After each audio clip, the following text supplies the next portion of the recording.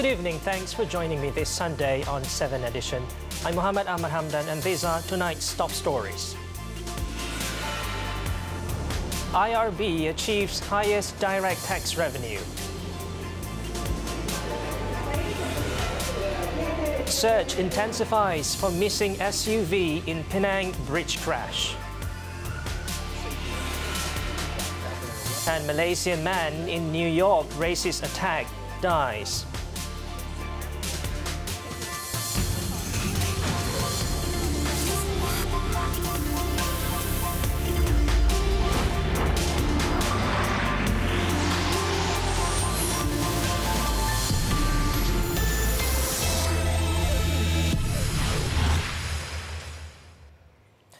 We begin tonight's bulletin with this story. The Inland Revenue Board's IRB created history by achieving the highest collection of direct taxes of 137.035 billion ringgit last year. Besides reflecting the effectiveness of clean leadership and efficient administration, as well as accountability and transparency, the revenue increase also shows that the economic growth was still encouraging in 2018. Finance Minister Lim Guan Eng in a statement today said the direct tax collection rose 11.13% in 2018 from that of 2017, as well as broke the best-performing direct tax collection record of 133.7 billion ringgit in 2014. He added the increase was contributed by higher collection from the taxpayer components, such as companies, individuals, petroleum, cooperatives, stamp duty and others. Revenue from income taxes, other than petroleum, contributed about 85.35% of the total tax collection in the same year. The company component was the largest contributor at 51.11%, followed by individual component 26.32%. He also said the government is committed to reducing revenue leakages and increasing tax compliance rates. To achieve this, the Special Voluntary Declaration Program was launched on November 3, 2018 until June 30th this year, offering low penalty rates of 10% and 15% on the amount of tax payable.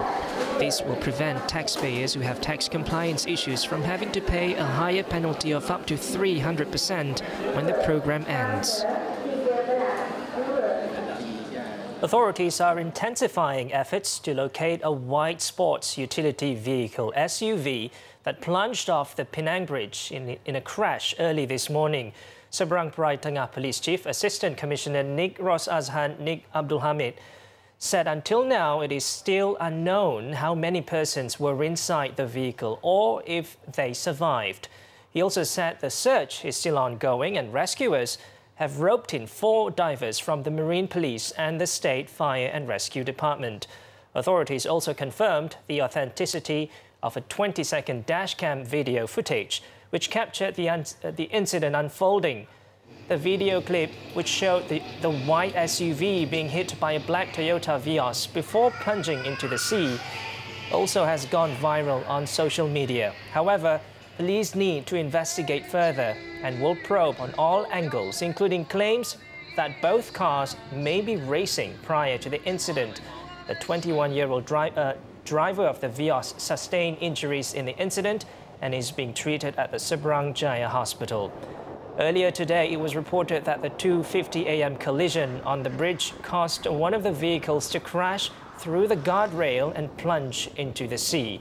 The missing individual was believed to be Moy Yun Peng, aged 20, a student at a private college in Penang. It was understood that police identified the driver of the missing Mazda CX-5 SUV after the victim's father lodged a police report at 5 p.m.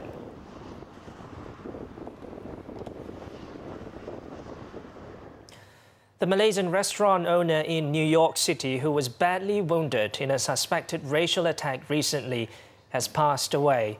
60-year-old Ng Tang Kiong, who was left brain dead, breathed his last 3 days after the brutal attack at the Seaport Buffet restaurant in Brooklyn on January 15th. He was pronounced dead at 4 a.m. local time on Friday at the Lutheran Hospital in Brooklyn, New York. Another victim, 50-year-old Ze Mat Pun, who is the restaurant manager, remains in critical condition.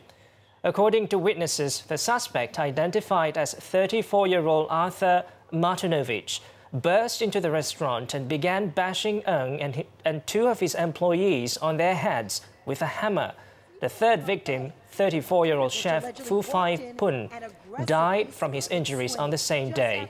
Martinovich fled the scene but was tracked down by police shortly after. A law enforcement officer had indicated that the construction worker had problems with Asian men. He has been charged with murder, attempted murder and criminal possession of a weapon. Witnesses tell me Martinovich initially tried to blend in with the crowd running away, but it didn't work. Cameras showed. In Selangor, a furniture factory was destroyed in a fire in Kampung Baru Sungai Buloh this morning, with losses estimated at about 1 million ringgit. The fire occurred at 11:40 a.m. when about 20 foreign workers were working on making a sofa. However, all the workers were able to escape and no injuries were reported. State Fire and Rescue Department Assistant Director Norizam Muhammad Nudin said a total of 48 firemen were deployed to the scene to prevent the flames from spreading. The fire was successfully extinguished half an hour later, despite there were many flammable items such as wood and boards in the factory. Some cars were also destroyed in the fire. The cause of the blaze has yet to be determined.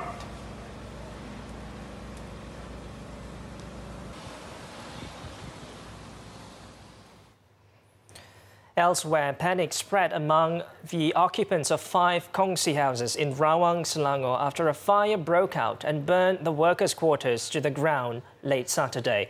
Fortunately, no casualties were reported in the 11:45 incident in Kundang. The 100 square foot quarters were completely demolished in the blaze, which also destroyed a motorcycle. However, occupants of the kongsi houses managed to escape uninjured.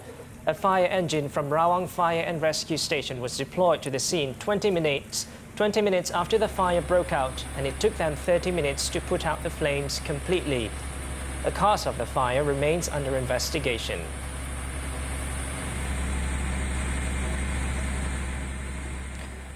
A science teacher from a religious secondary school in Malacca was remanded for a week from today by the Ayer Keroh Magistrates Court to facilitate police investigations for allegedly sodomizing one of its students. The 40-year-old man, suspected of having unnatural sex with a minor since earlier this month, was issued the remand order by Malacca Court's Assistant Registrar Dorisma Muhammad Idris today. The suspect, who is also a warden at the school near Pulau Sebang, was detained at his house in Taman Jaya, Alugajah yesterday after the 13-year-old victim lodged a police report. The case is being investigated under Section 14A of the Sexual Offences Against Children Act and Section 377B of the Penal Code. State CID Chief ACP Muhammad Nur Yazid Idris said the victim, who stayed at the school's hostel, claimed he was called to meet the man on several occasions between January 1st and 17th. It was also alleged that each time the man ordered the victim to strip naked before the boy was sodomized. The victim also claimed that he was forced to follow the man's instructions, but later reported the matter to his other teachers.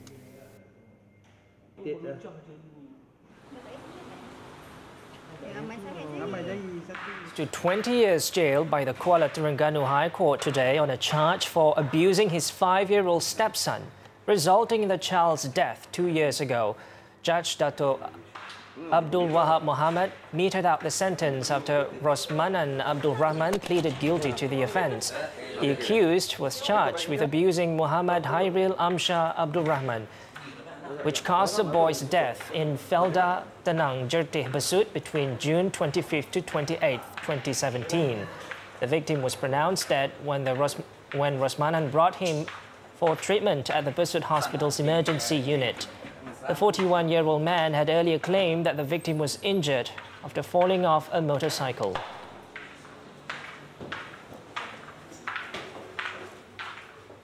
Moving on, an entertainment outlet in Puchong, Selangor, which was raided 2 days ago for offering illegal services, was stormed by authorities again last night for the same offence. The raid also found that the outlet in Bandar Puteri continued to hire foreign women as guest relation officer or GROs. The operation was carried out by the Anti-Vice Gambling and Secret Societies Division or D7 unit at 10:30 p.m. The GROs, who were busy entertaining customers at the outlet, attempted to escape but led up a blind alley as the premises were surrounded by police. 17 Vietnamese women and 3 Myanmar men were arrested in the operation. Also arrested was a local man believed to be the caretaker of the premises. Checks found that 16 of the Vietnamese women entered the country through social visit passes, while the remaining one did not have a valid travel document. Police said the outlet has been operating for 5 years using a business license registered under a different name. All those arrested were brought to the Serdang Police Headquarters for further investigation. Malaysia believes it is time for the International Association of Anti-Corruption Authorities, IAACA, to play a bigger role in the fight against graft. Its Vice President Tan Sri Abu Qasim Mohamad said this would be among the 2 initiatives that Prime Minister Tun Dr. Mahathir Mohamad will be touching on during his keynote address at the association's 10th General Assembly on Tuesday. We have to start to look into how this association will become an Interpol for anti-corruption fight, and also ataupun equivalent to World Custom Organization. World Custom Organization is very big and very active, strong, structured, and all that. Yeah, International Anti-Corruption Academy. Tan Sri Abu Qasim added in his address in Vienna today, Tun Dr. Mahathir will be proposing that IAACA should have the same stature in fighting corruption as does Interpol in fighting crime. According to Tan Sri Abu Qasim, as a matter of fact, the World Customs Organization is another international body that IAACA should seek to emulate. The IAACA was established in 2006 to promote the effective implementation of the UN Convention Against Corruption, to which Malaysia is a signatory.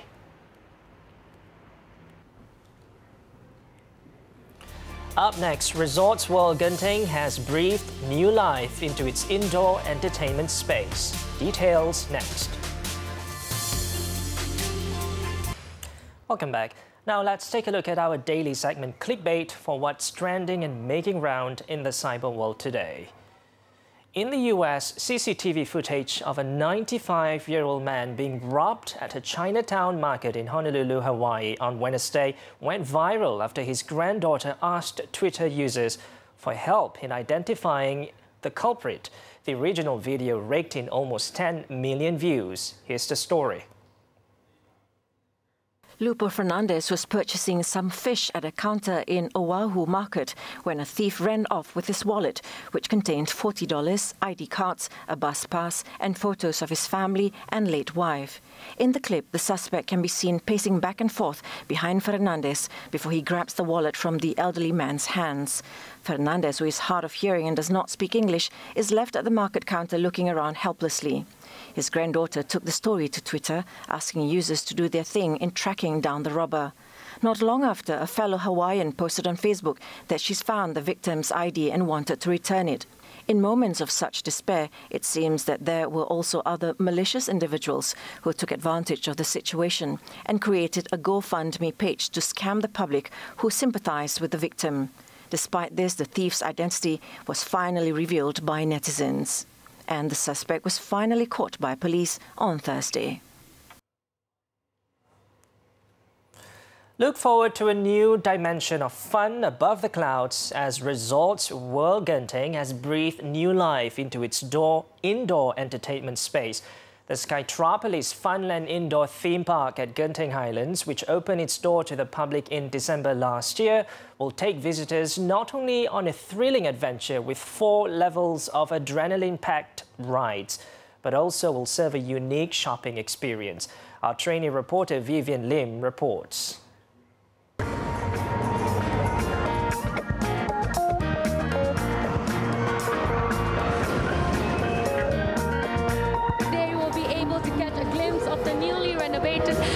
Skytropolis Funland Indoor theme park, which is located in Genting, which was previously also known as the first world indoor theme park. The newly updated theme park also has a number of 13 different types of rides and attractions, all within 500,000 square meters. The new amusement park offers 3 different types of rides categorized as children, family and thriller, specifically designed with a glorious and kaleidoscopic atmosphere to ensure visitors a pleasant and overwhelming journey. Among them are the Ride 'em Round, Royal Carousel, the Whirly Bugs ride, as well as the Copper Express vintage train for kids and families. While for the thrill seekers, they can try out the Sky Tower, Spin Crazy, and the intense high-flying ride known as the Power Surge. So I'm going on some rides, and this is called the Power Surge, and I'm really afraid of heights, so let's see what happens.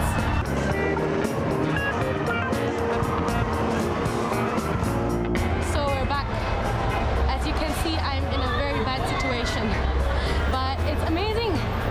Those who have no fear of heights and wish to enjoy a breathtaking bird's-eye view of the theme park can head over to the 200-meter-long Eagle Landing zipline, the longest in any shopping mall in Malaysia. But for visitors who enjoy high-tech entertainment, the Void is the one for you, as it features hyper-reality experience merged with world-class content, such as Star Wars, Secrets of the Empire, Ralph Breaks VR, and Ghostbusters. There's also the Void's own original title, Nicodemus, Demon of Evanishment.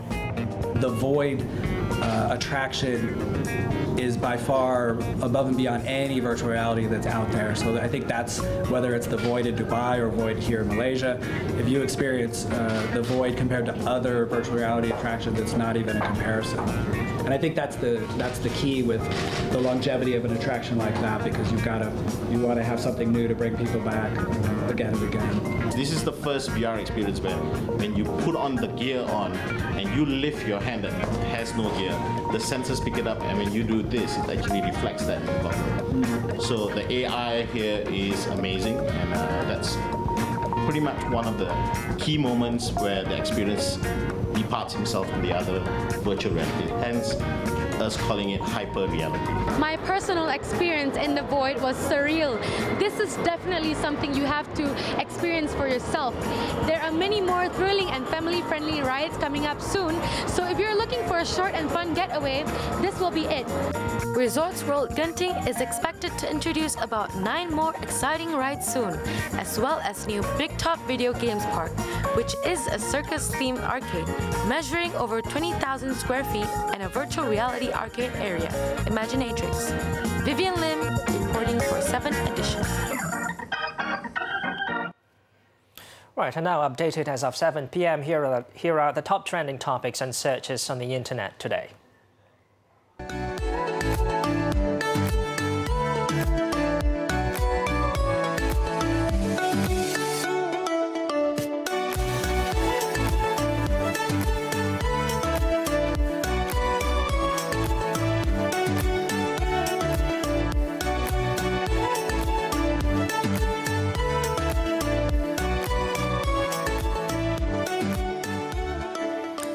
Wheelchair-bound disabled persons may soon be able to travel in the city more conveniently with a cheaper fare with the launch of the Handicapped or OKU mobility van service. 5 mobility vans are set to be operational in the Klang Valley soon, with plans to extend the service to Penang, Johor and Kelantan. The OKU mobility van service is aimed at providing assistance to wheelchair-bound disabled persons to travel at a low cost. To raise funds for the project, University Kebangsaan Malaysia UKM Medical Centre has teamed up with Yayasan Prihatin Insan and Squad Muda Prihatin. Jadi van ini kita sediakan untuk penggunaan mereka, dan hari ini Agrobank telah menyumbang 25,000 untuk tujuan mereka tak payah membayar lah. Jadi they can commute dan duit itu akan digunakan untuk perbelanjaan petrol dan sebagainya. A charity run called the OKU Friends Fun Run 2.0 was also held in the capital this morning, which saw the participation of some 600 runners. Yang penting ialah kita nak cuba adakan program-program di mana adanya keterlibatan golongan OKU, dan kita nak janakan kesedaran di kalangan masyarakat bahawa mereka ni juga sebahagian daripada syarikat kita dan masyarakat kita, dan kita perlu berikan ruang kepada mereka. Kami ada teknik cara nak tolak kursi roda ni, sebabnya satu supaya kita tak cepat penat, kita perlukan pernafasan yang betul. Teknik pernafasan dan juga cara teknik tolak wheelchair juga perlu betul. Also present at the event was National Paralympic athlete Muhammad Rizwan Muhammad Puzi.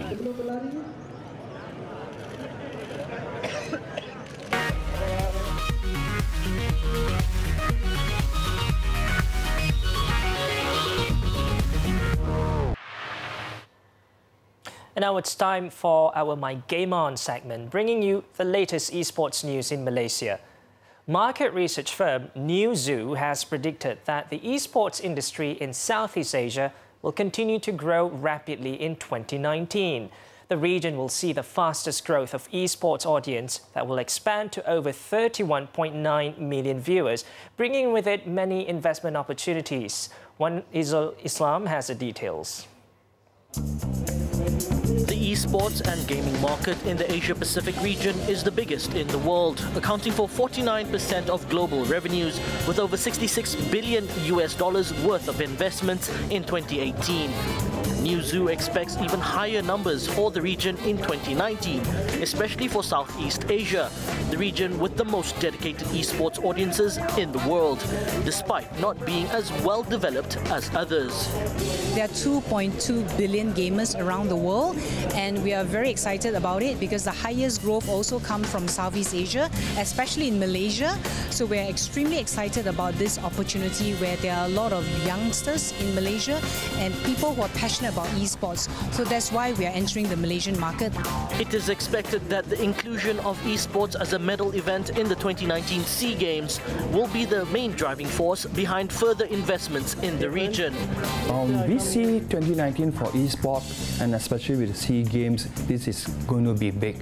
So we don't want to miss this out and take this opportunity to kickstart immediately. Companies such as Razer and GVM Esports have already begun their 2019 campaign by sponsoring tournaments and engaging support in the industry. Apart from sponsoring the Kuala Lumpur Major and the Bucharest Minor, GVM Esports will also look towards supporting local esports athletes through team sponsorships and tournaments.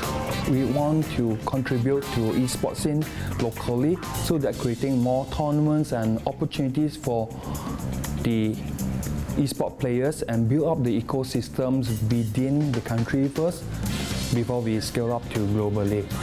However, with all the hype of the new season for esports this year, many improvements need to be made to help secure a steady foundation for the industry. Payment management of local talents and finding a local governing body to help represent the welfare of local athletes have been among the top issues from last year. I think for 2019, they should focus more on job security for us that is working freelancing. Yeah, non-payment and late payments are a very big issue in 2018. And as a player or someone that plays the game, I think the players' welfare should be at importance, because without players, there will be no esports. The last quarter of the year, there's going to be SEA Games. So we are yet to know who are the representatives for Malaysia itself. So I think going through all the events, we are able to see who will be the best candidate to be representing Malaysia in the SEA Games. One Izul Islam, 7Edition. When we come back, 7 killed in 2 separate incidents in Yemen. Don't go away.